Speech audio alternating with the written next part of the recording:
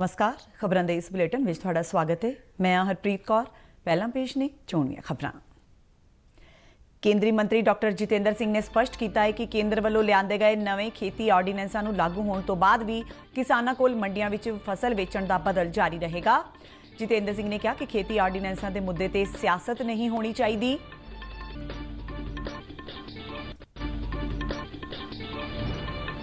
श्रोमणी अकाली दल के प्रधान सुखबीर सिंह बादल ने सूबा सरकार और कांग्रेस पार्टी ते खेती आर्डीनेंसां दे मुद्दे ते किसानां नूं गुमराह करन दा दोष लगाया। केंद्र सरकार वालों किसानां दी भलाई लई लिआंदे गए 3 खेती आर्डीनेंसां दी पंजाब दे किसानां वालों शलाघा। कहा कि किसानां दी आमदन विच वाधा होवेगा ते उन्हां नूं अपनी फसल किते भी वेचण दी खुल होवेगी। केंद्रीय फूड प्रोसैसिंग सनत मंत्री हरसिमरत कौर बादल ने मिजोरम के कामरांग विच उसारे गए जोराम मैगा फूड पार्क का वर्चुअल उद्घाटन किया। कहा कि इस नाल 5000 व्यक्तियों को रोजगार ते 25000 किसानों को फायदा पुजेगा। गुरदासपुर के साबका फौजियों ने कहा कि केंद्र विच प्रधानमंत्री नरेंद्र मोदी की अगवाई विच सरकार बनन मगरों भारतीय फौज का मान विश्व पद्धर ते उच्चा होया है। साबका फौजियों दीयां मंगां तरजीह के आधार पर प्रवान हुईयां ने।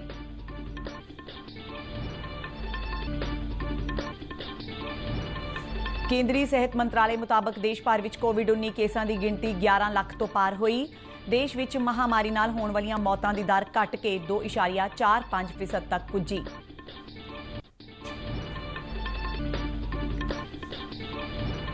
एम्स ने स्वदेशी तौर पर विकसित कोरोना वायरस के टीके कोवैक्सीन की मनुखी आजमाइश लई रजिस्ट्रेशन शुरू की।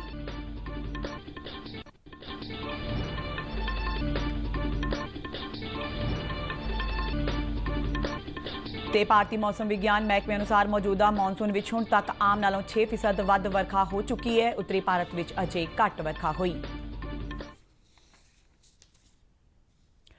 ते हुण खबरां विस्तार नाल। केंद्र सरकार ने भरोसा दिता है कि उस वालों लिआंदे गए 3 खेती आर्डीनेंस किसानां दी भलाई लई ही ने। किसानां दे कोल मंडी विच अपनी फसल वेचण दा बदल जारी रहेगा। इस दे नाल ही जेकर किसान चाहुंदे ने तां ओह मंडी दे बाहर भी वपारियां नूं अपणीआं कीमतां ते फसल वेच सकदे ने। डीडी न्यूज़ नूं दित्ती एक खास इंटरव्यू विच प्रधानमंत्री दफ्तर विच मंत्री जितेंद्र सिंह ने किसानां नूं भरोसा दवाया कि पूरी सरकारी खरीद मंडियां राहीं ही होवेगी।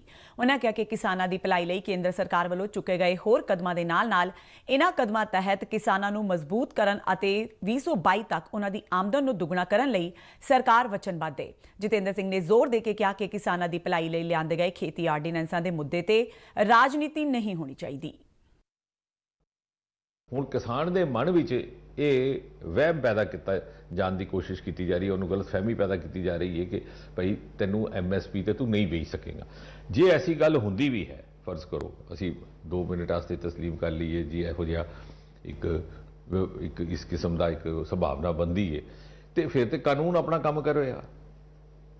ये भी सरकार नूं चाहिए, प्रदेश की सरकार नूं कि जे वो सहयोग करे। जे प्रदेश सरकार पहले ही चाहती है कि MSP की खिलाफवर्जी होवे ते लोगों के मन में ये गल पाती पई है, तो यह मतलब कि सरकार के नीयत भी कुछ खोट है। मैं तो ये समझना कि मोदी सरकार ने बड़ी नेक नीयती नाल, बड़ी साफ मंशा नाल किसान के हित का फायदा लिया है। और क्योंकि एक फैडरल कोऑपरेशन या कोऑपरेटिव फैडरलिज्म के मूल्यों के आधार पर इस सरकार ने पिछले 6 वरियां तो काम किया है। मैं तो समझना कि राज्य सरकार का यह फर्ज बनता है कि उस स्पिरिट नूं, उस भावना नूं मद्देनज़र रख के इस गल वो अपना सहयोग देवे, ताबन देवे। तो डॉक्टर सिंह तुहानूं लगता है कि यह समझना जरूरी है कि सरकारी खरीद पूरी मंडियों तक ही होगी? जी जी, किसानों नूं यह समझना जरूरी है। बिल्कुल बिल्कुल तुसीं ठीक कहते हो, बल्कि किसान नूं एक काफ़ी उहदे विकल्प का दायरा जिहड़ा है वो वध गया। पहले एक और राही जाता होंदा सी ते उहनूं आदत।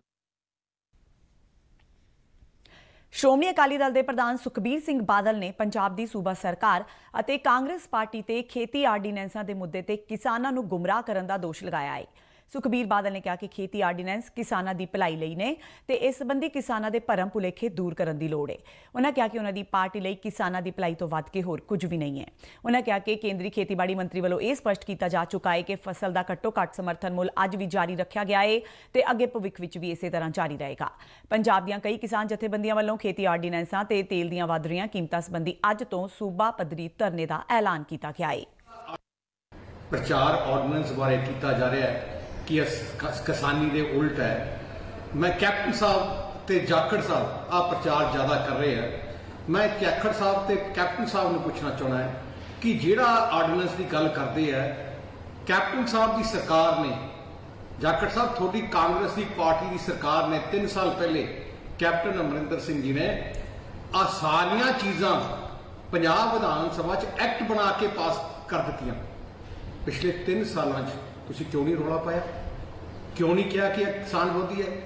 ਕੈਪਟਨ ਸਾਹਿਬ, ਜੇ ਆਰਡੀਨੈਂਸ ਕਿਸਾਨ ਵਿਰੋਧੀ ਹੈ ਫਿਰ ਤੁਸੀਂ ਕਿਉਂ ਪਾਸ ਕੀਤਾ? ਜਾਖੜ ਸਾਹਿਬ, ਤੁਹਾਡੀ ਮੁੱਖ ਮੰਤਰੀ ਨੇ ਕਿਉਂ ਪਾਸ ਕੀਤਾ?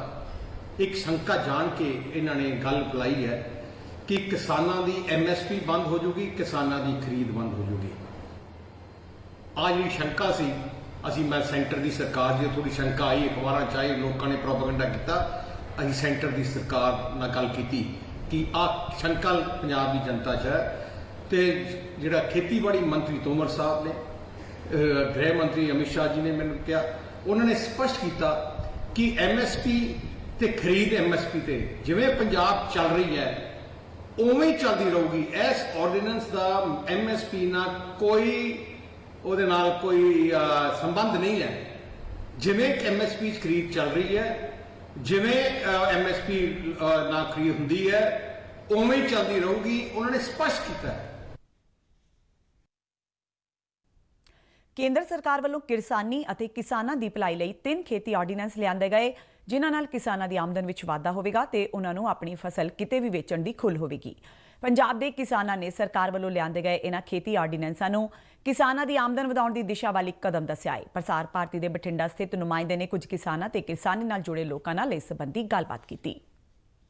ਮੈਂ ਜੋ ਸਾਡੇ ਦੇਸ਼ ਦੇ ਪ੍ਰਧਾਨ ਮੰਤਰੀ ਜੀ ਨੇ ਕਿਸਾਨਾਂ ਦੇ ਲਈ ਜੋ ਖੇਤੀ ਆਰਡੀਨੈਂਸ 3 ਪਾਸ ਕੀਤੇ ਹੈ, ਉਹਨਾਂ ਲਈ ਮੈਂ ਉਹਨਾਂ ਦਾ ਧੰਨਵਾਦ ਕਰਦਾ ਕਿ ਜਿਹੜੀ ਕਿਸਾਨਾਂ ਦੀ ਪਿਛਲੇ ਲੰਮੇ ਸਮੇਂ ਤੋਂ ਮੰਗ ਸੀ ਕਿ ਦੇਸ਼ ਦਾ ਕਿਸਾਨ ਕਿਤੇ ਵੀ ਜਾ ਕੇ ਦੇਸ਼ ਦੇ ਵਿੱਚ ਆਪਣੀ ਫਸਲ ਵੇਚ ਸਕਦਾ ਹੈ, ਉਸ ਵਾਅਦੇ ਨੂੰ ਪੂਰਾ ਕੀਤਾ ਹੈ। ਮੈਂ ਸਮਝਦਾ ਕਿ ਇਸ ਦੇ ਨਾਲ ਜਿਹੜਾ ਕਿਸਾਨ ਹੈ ਉਹ ਆਪਣਾ ਭਾਅ ਆਪ ਤੈਅ ਕਰੇਗਾ। ਜਿੱਥੇ ਵੀ ਉਹਨੂੰ ਜਿਹੜੀ ਉਹਦੀ ਫਸਲ ਦੀ ਅੱਛੀ ਕੀਮਤ ਮਿਲੇਗੀ, ਚੰਗਾ ਭਾਅ ਮਿਲੇਗਾ, ਉਹ ਜਾ ਕੇ ਉੱਥੇ ਵੇਚ ਸਕੇਗਾ। ਇਹ ਬਹੁਤ ਵਧੀਆ ਜੀ, ਕਿਉਂਕਿ MSP ਤਾਂ ਇਹ 'ਚ ਖਤਮ ਕਰੀ ਨਹੀਂ ਜੀ। ਤੇ ਬਾਕੀ ਜਿਹੜੀ ਅਸੀਂ ਫਸਲ ਹੈ ਜੀ ਕਿਤੇ ਵੀ ਵੇਚ ਸਕਦੇ ਹਾਂ। ਪਹਿਲਾਂ ਅਸੀਂ ਜਦੋਂ ਆਪਦਾ ਬਨਾਸਪਤੀ ਝੋਨਾ ਹਰਿਆਣੇ ਜਾਂ ਹੋਰ ਕਿਤੇ ਲੈ ਕੇ ਜਾਂਦੇ ਸੀ ਤਾਂ ਬਾਰਡਰ ਤੇ ਸਾਡੀਆਂ ਜਿਹੜੀਆਂ ਟਰਾਲੀਆਂ ਸੀਗੀਆਂ ਰੋਕ ਲੈਂਦੇ ਸੀ। ਤੇ ਹੁਣ ਸਾਨੂੰ ਕੋਈ ਦਿੱਕਤ ਨਹੀਂ, ਕਿਉਂਕਿ ਜਿੱਥੇ ਸਾਨੂੰ ਵਧੀਆ ਰੇਟ ਮਿਲੂਗਾ ਅਸੀਂ ਆਪਦੀ ਫਸਲ ਆਪਦੀ ਮਨਮਰਜ਼ੀ ਨਾਲ ਵੇਚਾਂਗੇ। ਤੇ ਇਹ ਤਾਂ ਸਾਨੂੰ ਬਹੁਤ ਵਧੀਆ ਸਰਕਾਰ ਨੇ ਸਾਡੇ ਲਈ ਕੰਮ ਕੀਤਾ ਜੀ। ਜੋ ਆ ਰੌਲਾ ਪੈ ਰਿਹਾ ਆਰਡੀਨੈਂਸ ਦਾ, ਇਹ ਮੈਨੂੰ ਤਾਂ ਲੱਗਦਾ ਵੀ ਕਿਸਾਨ ਦੇ ਬਹੁਤ ਹੀ ਫਾਇਦੇ 'ਚ ਹੈ, ਕਿਉਂਕਿ ਜੋ ਪਹਿਲਾਂ ਵਾਲਾ ਸਿਸਟਮ ਹੈ ਇਹ ਬੁਰੀ ਤਰ੍ਹਾਂ ਫੇਲ ਹੋਇਆ ਵਾ। ਇਸ ਨੇ ਸਾਨੂੰ ਫਾਂਸੀ ਦੇ ਫੰਦੇ ਤੱਕ ਲਿਆ ਜਾਂਦਾ, ਕਿਸਾਨ ਨੂੰ ਖੁਦਕਸ਼ੀਆਂ ਕਰਨ ਲਈ ਮਜਬੂਰ ਕਰਤਾ। ਜੇ ਸੈਂਟਰ ਸਰਕਾਰ ਨੇ ਕਿਸਾਨ ਦੇ ਹਿੱਤ ਵਿੱਚ ਕਿਸਾਨ ਨੂੰ ਉੱਪਰ ਚੱਕਣ ਵਾਸਤੇ ਇੱਕ ਆਰਡੀਨੈਂਸ ਲਿਆਂਦਾ ਵਧੀਆ, ਇਸ ਦਾ ਸਵਾਗਤ ਕਰਨਾ ਚਾਹੀਦਾ ਕਿਸਾਨਾਂ ਨੂੰ। ਕਿਸਾਨ ਇਹਦੇ ਹੱਕ 'ਚ ਹੈ। ਇਸ ਦਾ ਵਿਰੋਧ ਉਹੀ ਲੋਕ ਕਰਦੇ ਆ ਜੋ ਕਿਸਾਨ ਦੇ ਸਿਰ ਤੇ ਰੋਟੀਆਂ ਸੇਕਦੇ ਆ, ਕਿਸਾਨ ਨੂੰ ਉੱਭਰਦਾ ਨਹੀਂ ਦੇਖਣਾ ਚਾਹੁੰਦੇ। ਨਹੀਂ, ਕਿਸਾਨਾਂ ਲਈ ਇਹ ਬਹੁਤ ਵਧੀਆ ਜਿਹੜੀ ਨਵੀਂ ਓਪਰਚੁਨਿਟੀ ਹੈ ਜੀ। ਉਹ ਆਪਦੀ ਜਿਹੜੀ ਫਸਲ ਹੈ ਉਹ ਕਿਸੇ ਵੀ ਮੰਡੀ ਵਿੱਚ ਵੇਚ ਸਕਦੇ ਜਿੱਥੇ ਉਹਨਾਂ ਨੂੰ ਜ਼ਿਆਦਾ ਰੇਟ ਮਿਲਦਾ।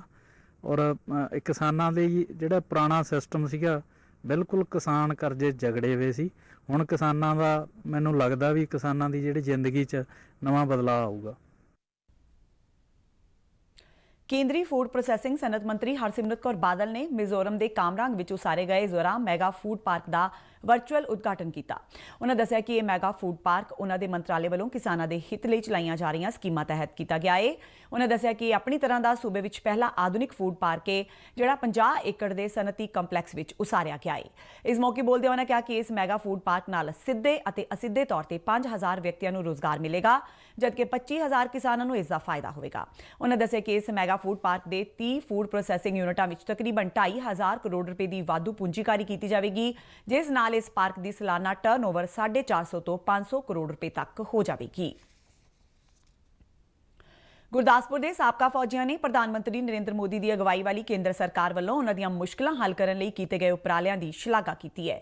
ਸਾਬਕਾ ਫੌਜੀਆਂ ਦਾ ਮੰਨਣਾ ਹੈ ਕਿ ਸਰਕਾਰ ਦੇ ਇਹਨਾਂ ਉਪਰਾਲਿਆਂ ਨਾਲ ਉਹਨਾਂ ਦਾ ਜੀਵਨ ਪੱਧਰ ਉੱਚਾ ਹੋਇਆ ਹੈ। ਸਾਬਕਾ ਫੌਜੀਆਂ ਦਾ ਕਹਿਣਾ ਹੈ ਕਿ ਦੇਸ਼ ਵਿੱਚ ਜਦੋਂ ਤੋਂ ਪ੍ਰਧਾਨ ਮੰਤਰੀ ਨਰਿੰਦਰ ਮੋਦੀ ਦੀ ਅਗਵਾਈ ਵਿੱਚ ਸਰਕਾਰ ਬਣੀ ਹੈ, ਭਾਰਤੀ ਫੌਜ ਦਾ ਰੁਤਬਾ ਸਾਰੀ ਦੁਨੀਆ ਵਿੱਚ ਉੱਚਾ ਹੋਇਆ ਹੈ। ਕੇਂਦਰ ਸਰਕਾਰ ਵੱਲੋਂ ਇੱਕ ਰੈਂਕ ਇੱਕ ਪੈਨਸ਼ਨ ਲਾਗੂ ਕੀਤੇ ਜਾਣ ਦਾ ਜ਼ਿਕਰ ਕਰਦਿਆਂ ਸਾਬਕਾ ਫੌਜੀਆਂ ਨੇ ਕਿਹਾ ਕਿ ਕੇਂਦਰ ਨੇ ਲੰਮੇ ਸਮੇਂ ਤੋਂ ਚੱਲੀ ਆ ਰਹੀ ਫੌਜੀਆਂ ਦੀ ਮੰਗ ਨੂੰ ਪ੍ਰਵਾਨ ਕੀਤਾ ਹੈ।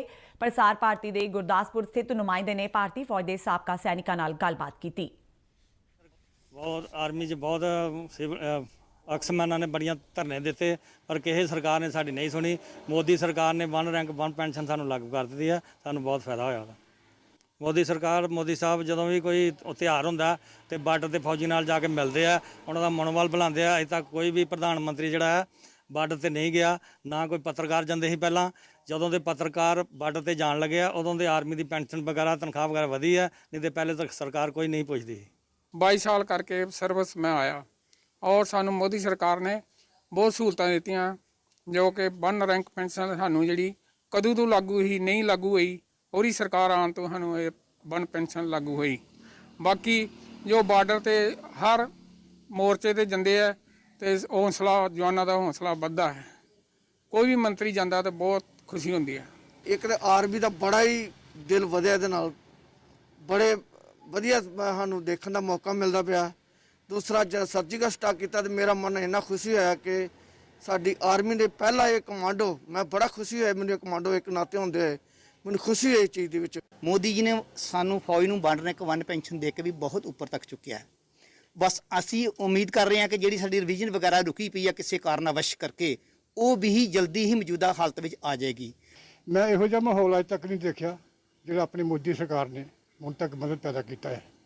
ਹਰ ਪਾਸਿਓਂ ਫੌਜ ਬਾਰੇ ਵੀ, ਸਿਵਲ ਬਾਰੇ ਵੀ, ਹਰ ਚੀਜ਼ ਨੂੰ ਮਤਲਬ ਤਾਂ ਹੀ ਚੁੱਕਿਆ ਆ, ਥੱਲੇ ਨਹੀਂ ਆਉਣ ਦਿੱਤਾ। ਪ੍ਰਧਾਨ ਮੰਤਰੀ ਨਰਿੰਦਰ ਮੋਦੀ 26 ਜੁਲਾਈ ਐਤਵਾਰ ਨੂੰ ਰੇਡੀਓ ਤੇ ਮਨ ਕੀ ਬਾਤ ਪ੍ਰੋਗਰਾਮ ਰਾਹੀਂ ਦੇਸ਼ ਦੇ ਲੋਕਾਂ ਨੂੰ ਸੰਬੋਧਨ ਕਰਨਗੇ।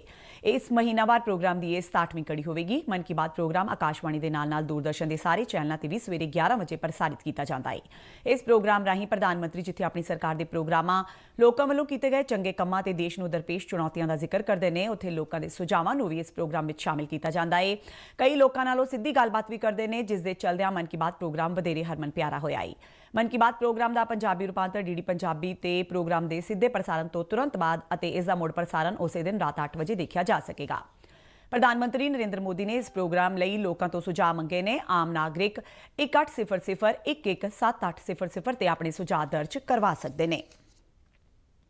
ਦੇਸ਼ ਵਿੱਚ ਕੋਵਿਡ-19 ਤੋਂ ਸਿਹਤਯਾਬ ਹੋਣ ਵਾਲਿਆਂ ਦਾ ਅੰਕੜਾ 8 ਲੱਖ ਦੇ ਕਰੀਬ ਪੁੱਜ ਗਿਆ ਹੈ। ਕੇਂਦਰੀ ਸਿਹਤ ਮੰਤਰਾਲੇ ਵੱਲੋਂ ਜਾਰੀ ਅੰਕੜਿਆਂ ਮੁਤਾਬਕ ਦੇਸ਼ ਭਰ ਵਿੱਚ ਕੋਰੋਨਾ ਤੋਂ ਸਿਹਤਯਾਬ ਹੋਣ ਵਾਲਿਆਂ ਦੀ ਗਿਣਤੀ 7,87,000 ਤੱਕ ਪੁੱਜ ਗਈ ਹੈ। ਦੇਸ਼ ਵਿੱਚ ਸਿਹਤਯਾਬ ਹੋਣ ਦੀ ਦਰ 62.61% ਹੋ ਗਈ ਹੈ। ਪਿਛਲੇ 24 ਘੰਟਿਆਂ ਦੌਰਾਨ 22,664 ਮਰੀਜ਼ ਸਿਹਤਯਾਬ ਹੋਏ ਨੇ। ਇਸ ਵੇਲੇ ਦੇਸ਼ ਵਿੱਚ ਐਕਟਿਵ ਮਾਮਲਿਆਂ ਦੀ ਗਿਣਤੀ 3,90,459 ਰਹਿ ਗਈ ਹੈ। ਪਿਛਲੇ 24 ਘੰਟਿਆਂ ਦੌਰਾਨ ਕੋਵਿਡ-19 ਦੇ 40,425 ਨਵੇਂ ਮਾਮਲੇ ਸਾਹਮਣੇ ਆਏ ਨੇ। ਦੇਸ਼ ਵਿੱਚ ਕੋਰੋਨਾ ਪੁਸ਼ਟੀ ਵਾਲੇ ਮਾਮਲਿਆਂ ਦੀ ਗਿਣਤੀ 11,18,043 ਤੱਕ ਪੁੱਜ ਗਈ ਹੈ।